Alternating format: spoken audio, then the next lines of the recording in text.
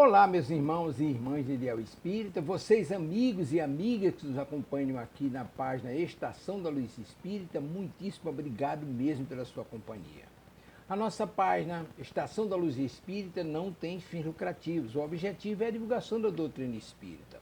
E é por isso que nós reunimos aqui esta sede de matérias espíritas para que possa atender às suas necessidades, estudo, lazer, pesquisa. Você encontra aqui na nossa página Estação da Luz Espírita os livros da codificação, obras suplementares, entrevistas, palestras e os programas da Web Rádio Estação da Luz de Natal e Web Rádio Cristo Consolador de São Paulo. Ou seja, um acervo que atenda às suas necessidades, sem fins lucrativos. O objetivo é a divulgação da doutrina espírita. E agora eu convido você para nos acompanhar na reprodução de mais esse trabalho imperdível. Muito obrigado mesmo pela sua companhia e vamos juntos!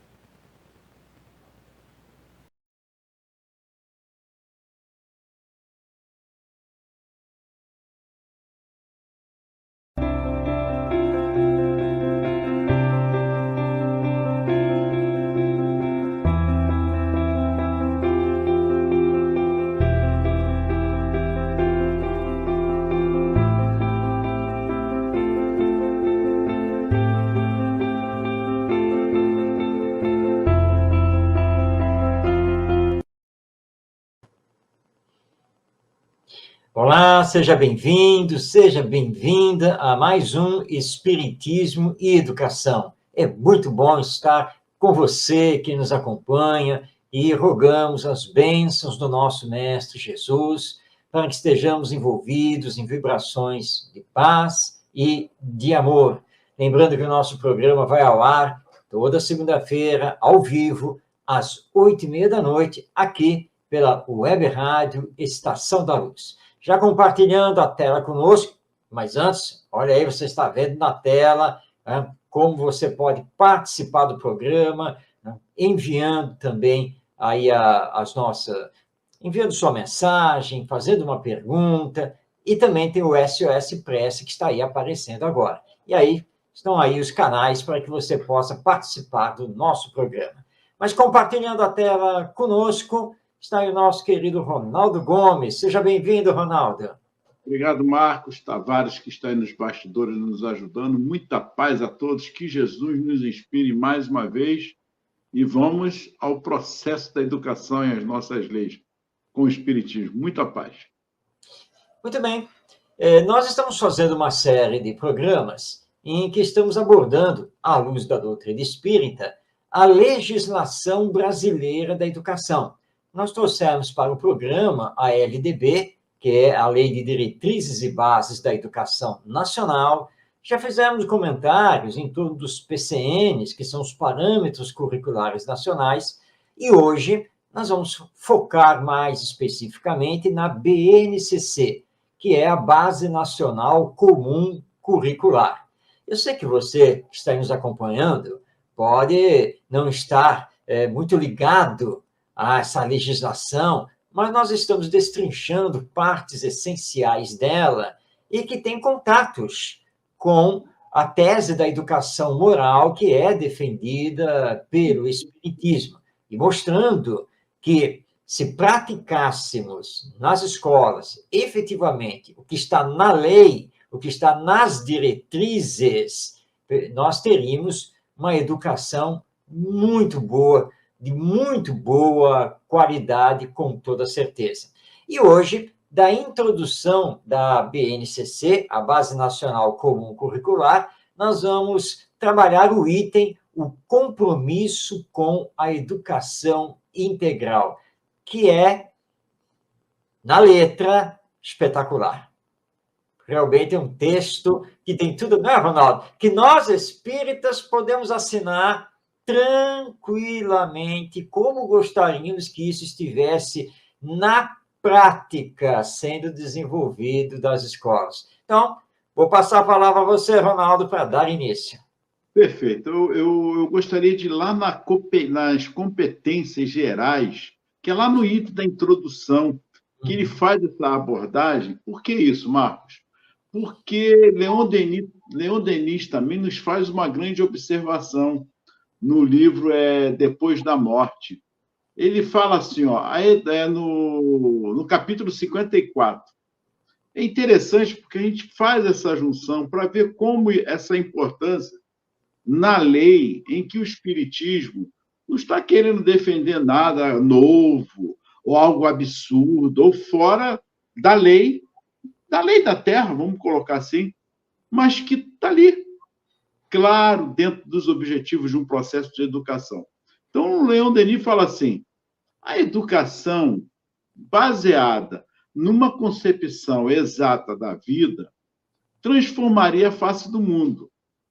Suponhamos cada família iniciada nas crenças espiritualistas, sancionadas pelos fatos e incutindo-as aos filhos.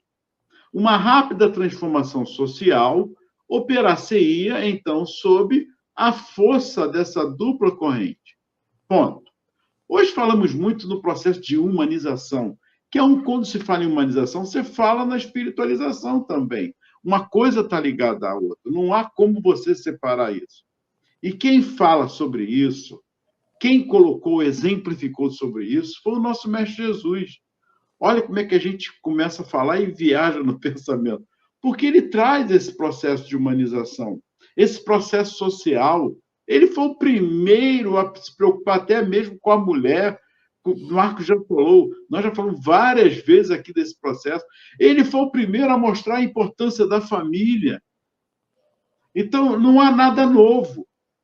Ele colocou a inclusão social de todos, não é de um ou desse ou parte da humanidade, seja porque é síndrome de Down, ou porque é a mulher não sei o quê, ou porque o outro é autista. Não, ele fez uma inclusão na sua totalidade, visando ser integral, ou educação integral. Não é uma coisa que está começando. Pelo amor de Deus, precisamos, de uma vez por outra, ou de uma vez por todas, perdão, darmos uma ênfase na lei. E aí eu gostaria, antes de ler, Marco, eu gostaria que você desse uma ênfase assim. Por quê? Vamos imaginar aqui que todos nós, educadores, professores, as famílias, tivessem esse conhecimento das leis, em todo o seu processo. Porque está aí, não tem ninguém escondendo as leis.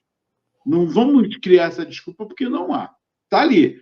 Ou não há acho que há uma falta de interesse da nossa parte para ficarmos na zona de conforto. São indagações que eu estou colocando que o Marco vai responder. Seria também o descaso de alguns, partindo de cima para baixo? Está aí, cria-se a lei, faz, e a própria política, o próprio sistema também não faz com que essa ordem de cima para baixo venha, de fato, a balizar como base, esse alicerce, a lei. Aí imagina uma enxurrada de tantas outras coisas, Marcos. Eu não quero falar muito, que eu sei que você vai comentar, mas eu estou pincelando, mais ou menos, antes de chegarmos lá na lei, desse acesso. Eu vou repetir, o acesso é para todos, não há uma proibição, então não é uma desculpa. Pois é, Ronaldo. No campo da educação, conhecer a legislação é muito importante. Nós temos a LDB, que é a Lei de Diretrizes e Bases da Educação Nacional, então é a lei federal que regulamenta toda a educação nacional, mas nós temos na sequência um conjunto de documentos que é da máxima importância, não apenas para os professores, mas para os pais também. Então, você tem primeiro a LDB, a lei federal. Na sequência, através do Ministério da Educação, nós vamos ter os PCNs, que são os Parâmetros Curriculares Nacionais. Depois, nós tivemos a publicação dos DCNs, as Diretrizes Nacionais Curriculares. E, finalmente, a BNCC, a Base Nacional Comum Curricular. Entre outros dispositivos, mas esses realmente são essenciais, porque são eles que regem tudo o que fazemos no sistema educacional brasileiro, leia-se aqui as escolas de educação infantil, de ensino fundamental, de ensino médio e também o ensino superior. Lembrando que as escolas de educação infantil, fundamental e médio compõem o que aqui no Brasil a lei denomina de educação básica, né, nesses 3 ciclos, e aí nós vamos ter as famosas faculdades que compõem o ensino superior. Bem, por que é importante que os educadores conheçam tudo isso? Porque são as diretrizes daquilo que nós temos que fazer. O desconhecimento disso nos leva a ficar estagnados. Ou seja, nós temos uma lei e um conjunto de diretrizes que, como se dizia antigamente, no papel são muito bons, mas não vai para a prática, porque a maioria desconhece tudo. Não para estudar. E quando estuda, que é o caso da BNCC, Base Nacional Comum Curricular, todo mundo pula a apresentação e quer ir lá saber quais são as diretrizes para matemática, quais são as diretrizes para a língua portuguesa, quais são as... E compartimenta tudo, separa tudo. Mas essa parte, eu vou aqui dizer que é de menor importância. A de maior importância é toda a apresentação, toda a primeira parte, porque nos dá a base filosófica, psicológica do ser e do processo educacional. Daí o tema de hoje, que, aliás, o tema de hoje é exatamente o subtítulo, né, do item final da introdução da BNCC. Ele está aqui na minha frente, aqui na tela, aqui, o compromisso com a educação integral. Esse é o nome do subtítulo que está lá na Base Nacional Comum Curricular. E aí você trouxe o Leon Denis, e o Leon Denis foi uma pessoa ligadíssima à educação, e ele tinha uma visão muito ampla e profunda. E ele vai nos lembrar nesse texto magistral desse capítulo do Depois da Morte, e, aliás, ele fala da educação no livro O Problema do Ser, do Destino e da Dor, ele fala sobre educação no livro O Grande Enigma, ele nunca para de falar da educação, na verdade.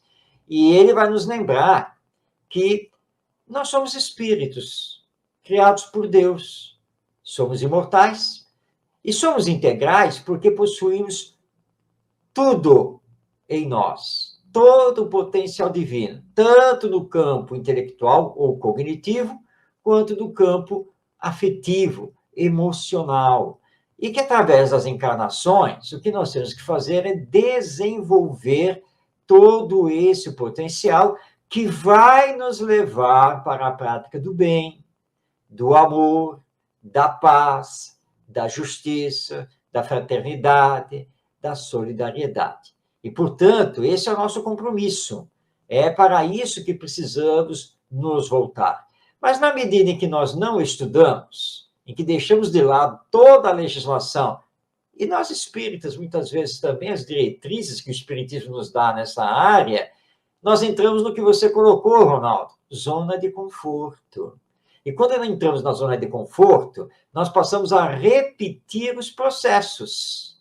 Então, o que a minha avó fez como educadora, a minha mãe fez como educadora, e eu agora faço como educador. Quer dizer, então, vem repetindo. Aliás, hoje mesmo, eu vi pelo Instagram uma imagem muito ilustrativa disso, com 4 fotos. Olha aí, 4 fotos, tá? A primeira foto mostrava uma sala de aula de uma escola do século XIX. A segunda foto mostrava uma sala de aula de uma escola do século XX. Uma terceira foto mostrava uma sala de aula do início do século XXI, onde nós estamos. E uma quarta foto mostrava uma sala de aula de uma escola tecnológica. Muito bem. 4 fotos de épocas completamente diferentes, mas todas tinham uma coisa em comum. O professor na frente e os alunos enfileirados em carteiras. As carteiras cada vez mais modernas, o ambiente da sala de aula lá fotografado cada vez mais moderno, mas o modelo é exatamente o mesmo. Um professor que ensina e alunos sentados enfileirados que tentam aprender. E essa zona de conforto é um perigo, né? E nós conhecemos muito bem isso, por isso que muitos educadores, muitos autores falam da falência da educação, que, na verdade, é a falência do sistema de ensino, por causa dessa zona de conforto. E aí, quando você mostra que tem a legislação que indica que pode e se deve fazer diferente, os educadores, pedagogos, professores ficam surpresos. Ah, eu não sabia disso. Mas tem que estudar. É preciso conhecer, até mesmo para mudar o sistema. Mas na medida em que você não estuda, e aí vem outro componente, né, Ronaldo? Além dos próprios educadores formarem a zona de conforto, há também a questão política da falta de interesse de espalhar essa legislação e essas diretrizes. E aí essa bolha de zona de conforto, ela acaba ficando e nós não conseguimos ter essa educação integral. E aí fica o jogo de empurra também, Marcos, entre família e escola. Você poderia falar, nós já falamos várias vezes, vai parecer repetitivo, mas precisamos falar sobre isso. O jogo de empurra de família e escola, instituições de ensino, onde a criança e o jovem ficam no tiroteio, no ping-pong. A minha esposa mesmo, hoje você sabe, tivemos uma situação aqui em nossa cidade, basicamente aqui no nosso bairro, você sabe disso. Foram 2 horas de muito tiro, muitos desafios, e a escola sabe como é que fica. 10 alunos na sala, 12, porque pela situação que foi, muitos não puderam comparecer à escola. E uma fala dela, a gente deitada, ela falou assim, a gente tem que ter um olhar diferenciado para essas nossas crianças, porque realmente elas são ping-pong, porque não tem como, é o que elas estão vivenciando naquele exato momento ali, tanto quem está na comunidade ou fora dela, com o que está acontecendo. E aí, como fazer essa diferença? Esse olhar em que a criança, o jovem, o adolescente chega na escola com os problemas psicológicos, com certeza, do que está acontecendo, e tendo que sentar, como já dizia o Paulo Freire, numa educação bancária. Eu estou indo para onde? O que eu estou fazendo aqui? A professora, tá, eu vou para a escola e volto, faço minha necessidade, durmo, vou brincar, e não vou porque é tiro, é briga, enfim. E para quê? O que eu estou estudando? Quais são os comentários? O que eu estou fazendo aqui, professora? Ah, esse aí já não presta, já é rotulado. Mas fala assim, inclusão, mas ele é rotulado. Enfim, olha a situação que nós estamos vivenciando. E a criança, o jovem adolescente, perdido nesse tiroteio. Eu vou dizer até mais inocente, porque nós que somos os adultos, que estamos à frente, sabemos disso. Já tivemos a nossa idade, já fomos também criança. E sabemos do que uma criança passa naquele momento de buscar respostas. Ah, não vamos conversar sobre isso. Será? É melhor não conversar? É melhor fugir do assunto? Enfim, mas está aqui na competência, está aqui na educação integral que fala sobre isso. Eu estou pincelando, mas gostaria que você também falasse sobre esse aspecto. O assunto é vasto, né, Ronaldo? O assunto é muito vasto. E nós precisamos realmente fazer essa integração entre a escola e a família, né? Não podem mais ficar separadas, dissociadas, e nesse jogo de empurra, em que os pais acham que a escola é que tem que educar, que tem que corrigir as más tendências, que tem que preparar para a vida e assim por diante. E a escola pega e diz que está assoberbada, cheia de problemas, empurra para a família, porque a família que tem que dar os limites, a família que tem que trabalhar os valores, que isso não é competência da escola. E aí você colocou bem, né, que é uma situação que nós já trabalhamos bastante, né, que é a criança que se torna a bola do famoso jogo de ping-pong ou tênis de mesa. Tá? Aliás, desculpe os tenistas profissionais, porque eles não gostam de dizer ping-pong. Tá? Mas é isso. Então, qual é a cena? De um lado da mesa estão os professores e a escola. Do outro lado da mesa estão os pais e a família. E a criança é a bola, que fica sendo jogada, né? E de vez em quando pega na rede, porque a rede são os psicólogos, os psiquiatras, não? Os psicanalistas, os neurologistas. Tá? Gente, está na hora de nós entendermos, o Ronaldo acabou de colocar isso, né? Que tanto a família quanto a escola são instituições de ensino, são instituições de educação da nossa humanidade. Enquanto nós continuarmos esse jogo de empurra, nós vamos continuar assistindo esses problemas sociais. O Ronaldo estava se referindo hoje, aqui especificamente, à cidade do Rio de Janeiro, de onde nós estamos transmitindo, que tem passado por uma situação terrível. A cidade do Rio de Janeiro, segundo as estatísticas oficiais, tem aproximadamente 1.000 favelas ou comunidades. Tá? Mas não deixam de ser favelas, está aí a CUF, né, para nos dizer. Favela, tá? A central única das favelas.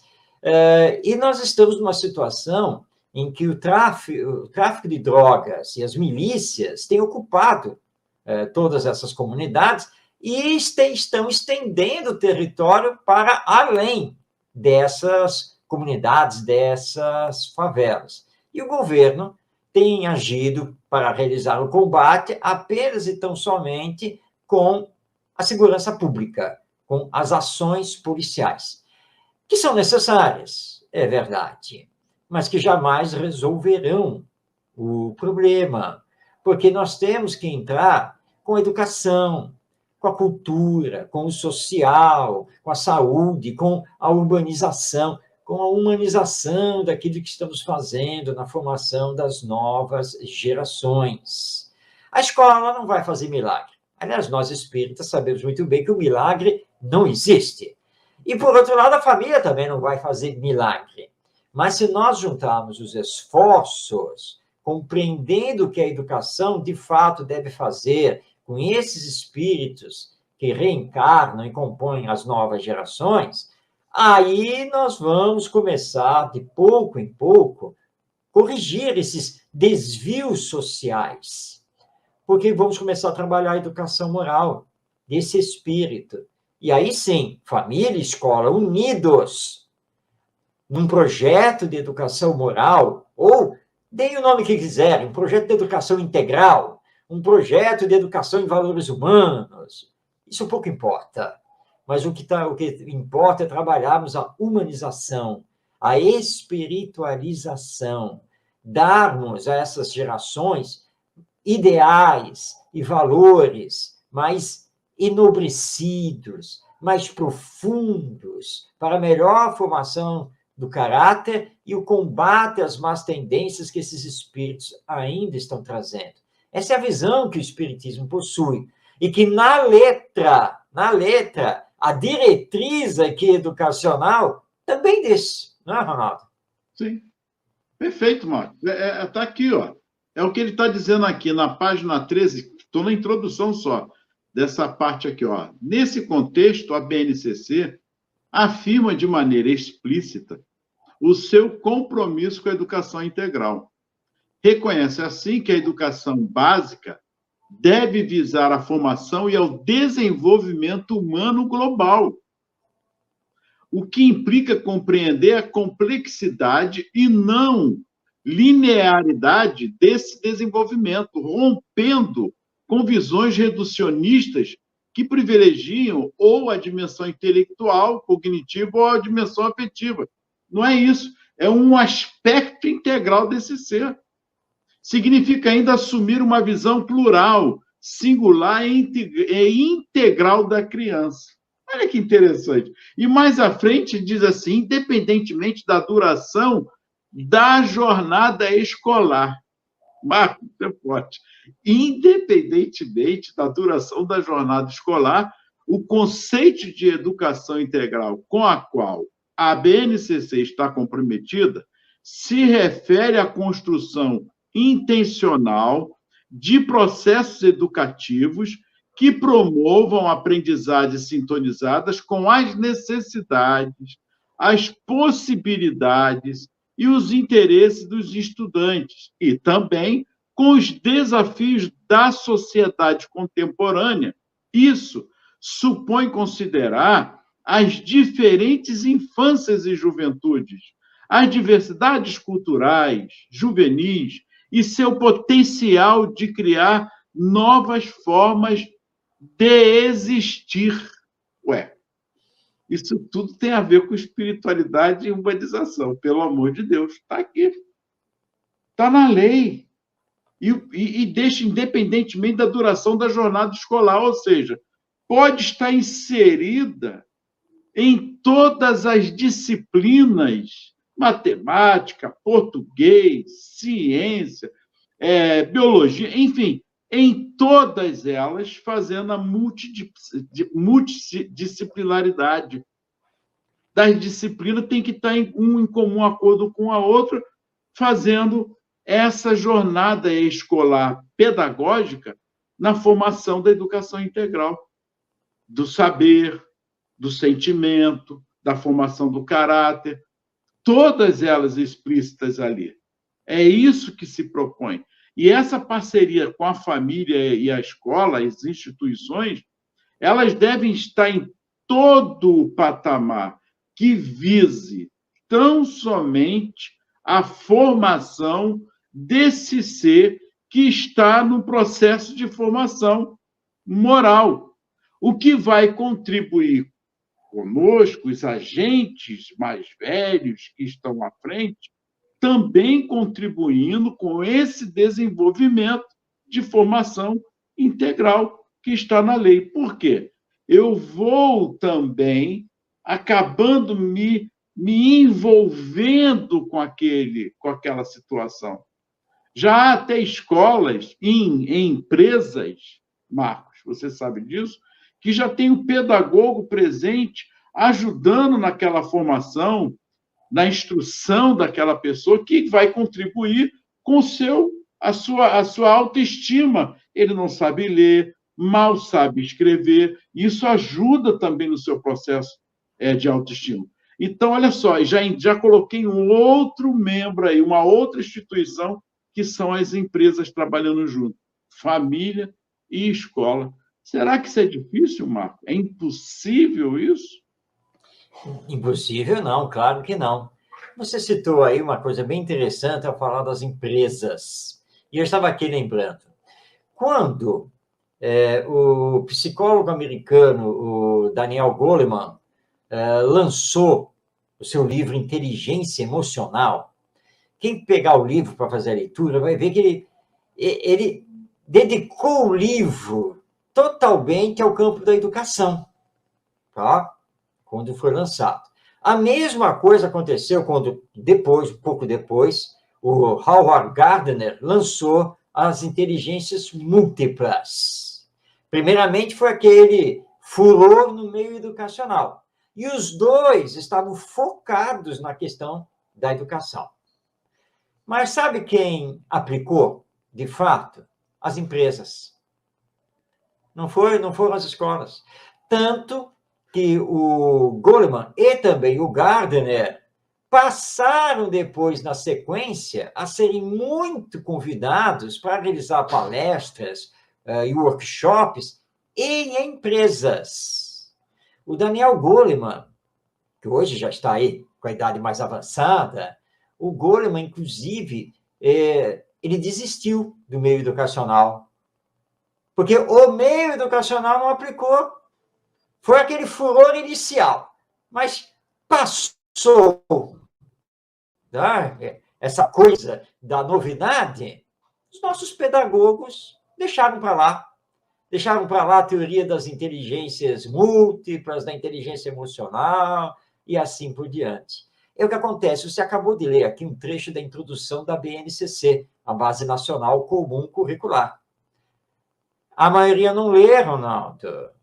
Vai direto lá para as diretrizes da matemática, da história, da geografia, da química, da biologia, do português. Já corre para lá. Mas vai continuar lá na escola dando aula do mesmo jeito. É isso.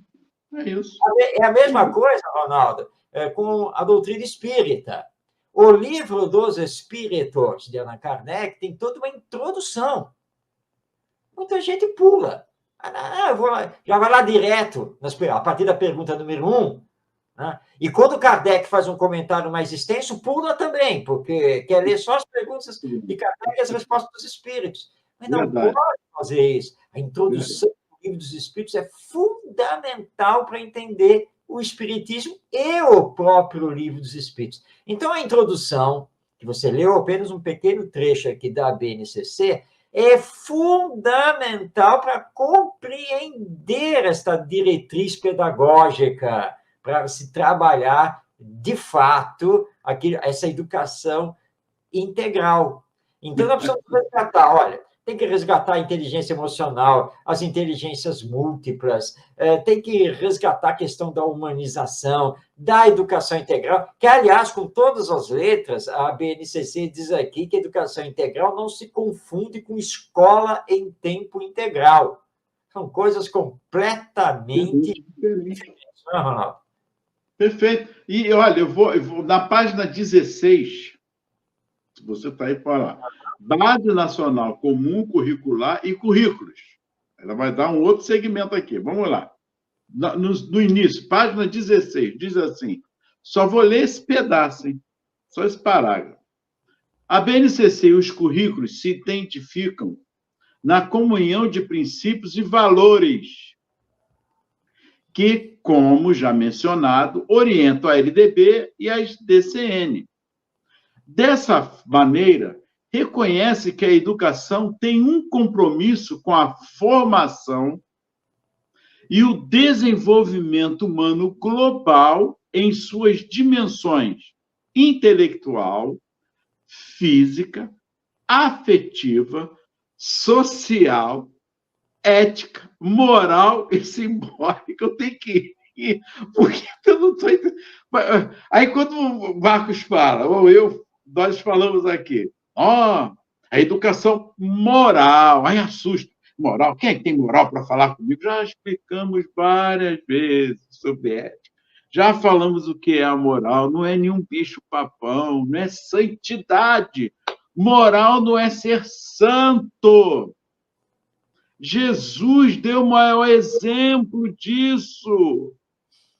Se ele viesse em busca de santos, ele não escolheu os 12 discípulos, que lhe deram enorme trabalho para que ele pudesse educá-los nessa formação que está aqui falando. Não foi fácil. Tanto que um ainda o traiu. Foi traído e acabou traído. O outro negou ele 3 vezes. Sumiram todos na hora que ele mais precisou. Ele não buscou santidade. Ele está buscando isso aqui até hoje. Nas dimensões intelectuais, física, afetiva, social, ética, moral e simbólica. Marcos, o que está difícil de compreender isso, nas instituições, juntarmos os 3, a família, a escola e a empresa em relação a isso, de fato nos debruçarmos sobre isso, e que não importa o tempo escolar que se tenha, que agora aumentou até o tempo, aumentou-se o tempo mais uma vez. E aí, Marcos? Está aqui. Quer que eu leia mais? Pois é, Ronaldo. O problema é o seguinte, muitos pais e muitos professores, e aqui colocando os pedagogos também, ainda têm a mentalidade de que educar é ensinar. E ensinar é dar aula. Tá? Tudo bem, os livros didáticos hoje estão mais dinâmicos, modernizados. Você usa tablet, por exemplo, para os alunos, lousa digital, etc. A nível de recursos, sim, ok, nós temos muita coisa nova, mas os recursos não fazem a educação. O que faz a educação é a sua filosofia, que vai reger, então, a metodologia e a didática. E é aí o grande nó. Esse é o grande problema. Primeiro, que muitos pais acham que uma escola diferente, né, dessa, que tem salas de aula, com professor que ensina, uma escola diferente dessa não pode dar certo. Não, ou então é muito difícil de entender. Eu já ouvi isso de muitos pais, eu não consigo entender como é que pode funcionar desse jeito que você está propondo aí, que seria a maneira diferente de fazer. Porque eu, quando estudei, aí vem o problema do passado que pesa sobre o presente. Mas eu também estudei nessa escola com salas de aula, professores que ensinam e nós, alunos, que tentávamos aprender. Eu estudei nessa escola, mas não fiquei parado nela, não fiquei preso nesse modelo. Eu vi que poderíamos ter modelos diferentes, que dão certo, e, aliás, com muito maior qualidade. Mas muitos pais não admitem isso. Então, quando o filho chega da escola, qual é a pergunta básica? Tem dever de casa? E quando não tem dever de casa, os pais já ficam alarmados. Como não tem dever de casa? Porque parece que o dever de casa é uma coisa sagrada, que o seu filho só vai aprender se tiver lições para fazer em casa, que é para reforçar o que está aprendendo lá na escola. Quando é que vai ter prova? Quando é que é a prova? Não, a nossa escola não trabalha com provas. Como assim? E vai avaliar de que jeito, se não faz a prova e não dá nota? Então, nós já temos um problema de mentalidade por parte dos pais. Esse problema de mentalidade também está com os professores. Você chega para o professor, para a professora, e diz assim, olha só, eu gostaria que você, ao invés de dar aula, ficar ensinando os conteúdos, eu gostaria que você deixasse que os seus alunos trabalhassem em grupo para fazer pesquisa, debate, perguntas, e você orientasse o aprendizado deles. E eu já recebi resposta prontinha. Eu não sei trabalhar desse jeito. Eu só sei dar aula.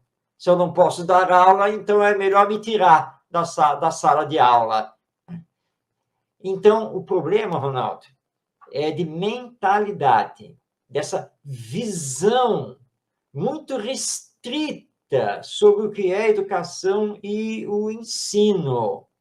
E aí, quando nós falamos de escola nova, escola inovadora, escola democrática, as pessoas ficam assustadas. Mas como assim? Não tem as séries, não tem a prova? Mas como assim? Meu filho vai estudar com os colegas? E o professor faz o quê nessa escola? O professor orienta, caminha junto, senta junto. Ele não fica lá sem fazer nada, não, e os alunos fazem o que bem entendem. Não é nada disso. Mas só que os alunos não estarão mais enfileirados e o professor não estará lá na frente, ele ensinando. O que nós queremos é mudar isso.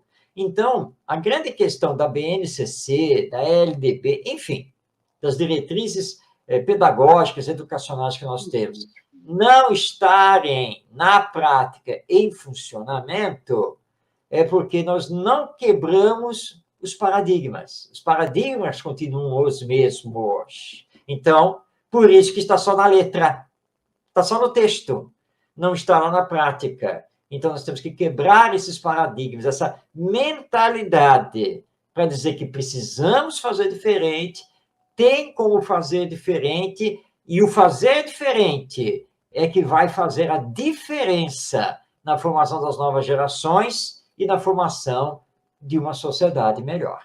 Você falou bem, Marcos, fazer a diferença, não é ser diferente. Eu vou fazer uma pergunta aqui rápida e gostaria de uma resposta rápida também. O que é inclusão, afinal de contas? Inclusão é nós nos entendermos como seres humanos que somos, independente de qualquer diferença que tenhamos. Tratarmos-nos como iguais, cada um no seu grau de desenvolvimento, mas com amplo potencial de se desenvolver. E aí, sem diferenças, sem discriminações, sem preconceitos Isso é inclusão. Ah, então isso é só inclusão para todos que são deficientes. Não, para todos os seres humanos. Não é uma questão apenas de deficiências. Então, não entendi, porque a maioria das escolas trabalham de uma forma. Não, até tem inclusão, mas assim, tem os autistas, os síndrome de Down, os TDAHs, enfim, todos eles estão ali incluídos e tal. Mas é engraçado que quando são crianças que têm algumas dificuldades de aprendizagem, ou que não querem nada, que são rotuladas, elas são destacadas para uma turma só para eles. Mas aí eu fico, minha cabeça eu fico assim, mas isso não está de uma maneira ou de outra excluindo? Ou eu não sei. Me ajuda, eu quero uma ajuda, por favor. Claro. Já começou a excluir quando fez o rótulo. Não, mas aí é um processo pedagógico, porque aí é um processo, você está confundindo inclusão com. Peraí, aí está diferente, aí eles têm que aprender lá. Eu não sei. Vou dar um exemplo. O Ronaldo é questionador, né? Mas é muito importante. Certa vez numa escola, eu estava conversando com o diretor, e ele disse assim, não, aquela ala da escola agora não pode usar porque eu estou reformando as salas. Tá? Estou modernizando, vão ficar salas muito boas mesmo. E eu vou recompor as turmas, porque para aquelas salas que estão sendo reformadas, eu vou colocar só os melhores alunos. Aí eu olhei para ele, essa é a intenção? Então, naquela ala, naquelas salas de aula que estarão modernizadas, reformadas, com tudo do bom e do melhor, você vai colocar para lá os bons alunos, né? Tá. Isso é discriminação. Não, não, que discriminação? Não, porque nós temos que trabalhar melhor os bons, né? Aqueles são melhores. Né? Não, é discriminação. Porque, olha só, esses serão separados dos outros. Esses vão ganhar salas, maravilhosas. E os outros vão continuar aí, nas salas comuns, vamos chamar assim. É isso? Mas olha só, os alunos, todos eles, independente de quem eles são, independente das notas que tiram, e assim por diante, são iguais. Todos são seres humanos. Então, se você vai fazer isso, você está, sim, discriminando. Não é? Não, mas acontece que isso vai ser um incentivo para os outros, que eu vou falar para eles, se vocês querem essas salas boas, não sei o que e tal, vocês têm que se esforçar para tirar boas notas para merecer ir para essas turmas. Não, mas isso não é pedagógico, tá? Isso é barganha, né? E uma barganha, sinceramente, desonesta, não é mesmo? E não é assim que... Ou seja, a escola tem que ser igual para todos. Todos têm que usufruir de tudo que a escola oferece para eles. Independente de ter notas altas, notas baixas, de ter dificuldades de aprendizagem, ou, como você lembrou, Ronaldo, não querer saber de nada com a aprendizagem. Independe de tudo. Porque tem que incluir. Aí eu perguntei, e os professores? Quem é que vai trabalhar nessas salas maravilhosas, reformadas? Não, vou escolher a dedo. Não é qualquer professor, não. Outra discriminação. Isso aí. O próprio professor também diz que o outro é o potencial para aquele tipo de aluno, que aquele aluno ali não presta, né? Então, esse professor, ele também não presta, mas presta para aquilo. Agora, para o outro, são outro tipo. E nisso você vai de rodão, sendo discriminado também, batendo palmo para o maluco. Me desculpe para colocar assim, mas é uma realidade. Gente, olha só. Eu sou pedagogo e eu me debato muito com alguns colegas pedagogos também, porque tem alguma coisa errada nesse processo.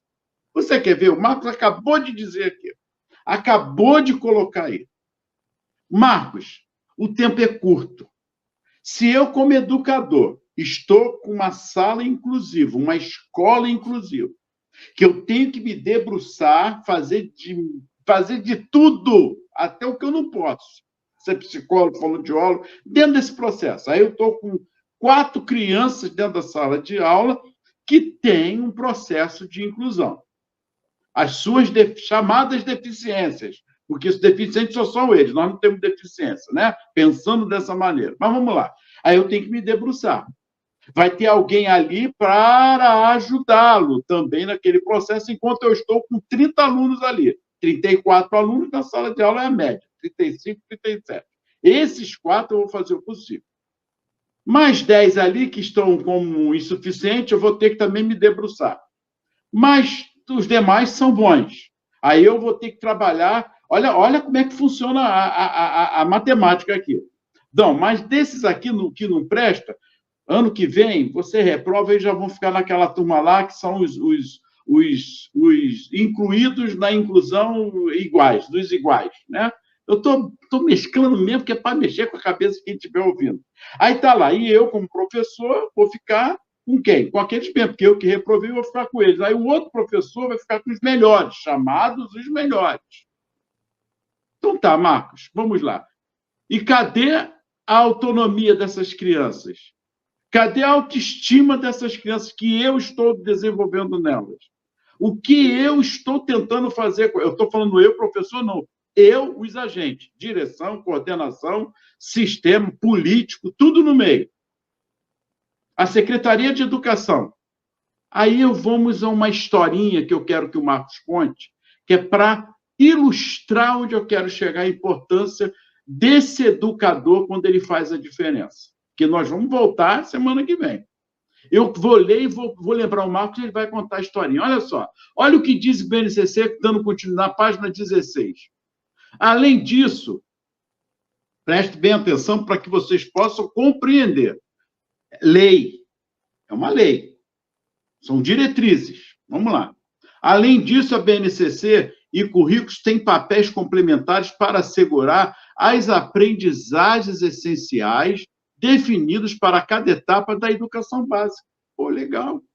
Uma vez que tais aprendizagens só se materializam mediante o conjunto de decisões que caracterizam o currículo em ação, prática. Não é ficar aqui, não. É a praticidade disso. Vamos agir, vamos fazer. São essas decisões que vão adequar as proposições da BNCC, ou seja, a realidade local, porque cada local tem a sua especificidade e que precisa se adequar com o que a lei, com o que o BNCC e os currículos estão nos oferecendo. Olha só que interessante. A realidade local, considerando a autonomia dos sistemas ou das redes de ensino e das instituições escolares, como também o contexto e as características dos alunos. Que interessante. Não falou aqui esse ou aquele aluno. 2 alunos.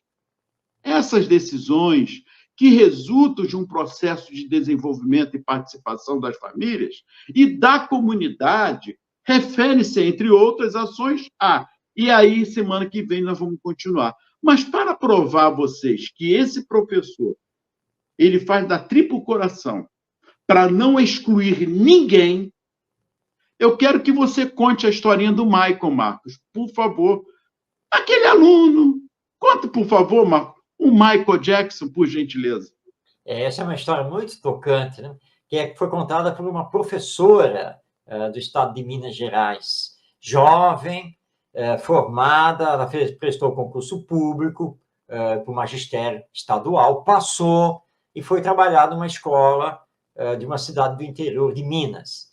Nessa escola, recepcionada pela diretora e a coordenadora pedagógica, como ela era novinha, ela falou, você vai ficar... Nós temos aqui uma turma, que é uma turma de repetentes e coisa e tal, você vai ficar com essa turma. Então, jogaram ela no meio da fogueira. Dentro dessa turma tinha o garotinho que era o Michael Jackson, era o nome dele. E o Michael Jackson não queria saber de nada. E ela se esforçava e tal, mas o Michael Jackson ficava no canto dele, não era participativo, não falava, não brincava. E ela começou a estudar, né, para tentar entender, né, e o que ela precisava fazer. Primeira coisa que ela fez foi conversar com as colegas. E as colegas falaram, se vira, esse daí, não perca tempo com ele, não sei o que, coisa e tal. Mas ela queria fazer o melhor. Quando vieram as férias e o Michael Jackson nada, ela foi estudar, foi fazer um curso, né, foi aprender mais algumas coisas e veio com novas ideias e novas práticas. O segundo ano correu e o Michael Jackson, nada. E a nossa professora continuou a estudar e foi procurar novas coisas e se informou e veio o terceiro ano. O ano passou e Michael Jackson, nada. E aí ela se desesperou, entrou em depressão, começou a considerar que ela era uma péssima professora, pediu transferência, foi embora, nunca mais ela viu o Michael Jackson, e ela, depois, na sequência, ao casar, abandonou o magistério e foi residir em Belo Horizonte, a capital mineira. Um dia ela estava vindo do supermercado e um rapaz parou na frente dela e disse, professora! Ela parou, olhou, não reconheceu, né? Quem será, né? A senhora não está me reconhecendo, professora? Olha, desculpe, mas não sei quem você é. A senhora não é a professora fulana de tal, a senhora não trabalhou na escola tal, lá na cidade tal, nos anos assim, assim. É. Aí ela pensou, caramba, ele pegou a minha ficha na internet. Epa, vai querer me dar um golpe aqui. Tudo isso é certo. E a senhora não estava... Eu fui seu aluno. Você foi meu aluno? Olha, desculpe, mas eu não sei dizer quem você é. Ô, professor, sou eu, o Michael Jackson. Aí ela lembrou, né? Lembrou daquele garotinho, olhou para o rapaz e falou, impossível. O Michael Jackson que eu conheci não pode ser você. Mas sou eu, professora, sou eu mesmo. Graças a Deus que eu encontrei a senhora para agradecer tudo que a senhora fez por mim. Mas, meu filho, o que eu fiz por você? Aliás, você está falante, comunicativo, como é que pode ser uma coisa dessas? Não, eu sou formado em comunicação, eu sou jornalista. Como é que é? Calma, professora, eu vou explicar. A senhora sempre falava para mim, vem, Michael, tenta, Michael, você pode, Michael. Michael, eu vou ajudar você. Mas eu era daquele jeito, né, professora? Até que a senhora foi embora. Aí a nova professora chegou, quando viu como eu era, sabe o que ela fez? Ela traçou com giz um círculo no meio da sala, porque ela ia trabalhar com todo mundo naquele círculo. Mas ela pegou uma cadeirinha, levou lá para o canto da sala e disse, Michael, esse canto é seu. E eu comecei a olhar aquilo, né? Que ela trabalhava com as outras crianças, meus coleguinhas, ali. E eu ficava sempre no canto. Um dia, 2 dias, a primeira semana, né? Aí um dia eu disse, não, porque a outra tia falava que eu podia, que não sei o quê. Peguei a minha cadeirinha, levei lá para o círculo, tá? E a partir dali eu me transformei, fiquei outro. Muito obrigado, professora. E abraçou a professora e foi embora. Ela chegou em casa aos prantos e escreveu a história que foi publicada por uma revista sobre educação. E o final é maravilhoso, porque quando ela encerra essa história, ela diz assim, se nós, professoras, fizéssemos menos queixas e amássemos mais o trabalho que fazemos, teríamos muito mais histórias bonitas para contar. É uma história fantástica para encerrarmos aqui o programa de hoje, não é, Ronaldo? Perfeito, é justamente para ilustrarmos com uma realidade de que, se falamos em inclusão, todos nós somos inclusos e devemos pensar também assim. Eu também sou diferente. Não existe essa. Os dedos das mãos estão aqui. Ó. Eles são diferentes. E fazem a diferença quando precisa segurar alguma coisa. Assim é a humanidade. Assim foi o que o Mestre Jesus, com seu exemplo, pegou 12 homens, diferentemente uns dos outros, mas fez deles homens de bens.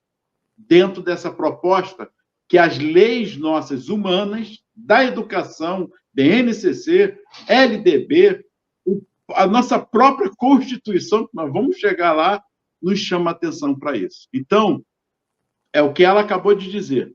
Vamos amar mais a nós e os nossos educandos? Muita paz. Que Jesus nos abençoe. Semana que vem promete. Muita paz. Lembrando, então, neste final, que o Espiritismo propõe essa nova educação. É um novo caminho transformador e que se liga com essa visão educacional, pedagógica da educação integral que nós estamos trabalhando aqui. Mas nós vamos continuar esse tema na semana que vem. Você já está aí convidado, segunda-feira, 8h30 da noite, na Web Rádio Estação da Luz. Muito obrigado pela sua companhia. Que Jesus nos abençoe, nos ilumine, possamos ter uma semana de paz e boas realizações. E até semana que vem, em mais um Espiritismo e Educação.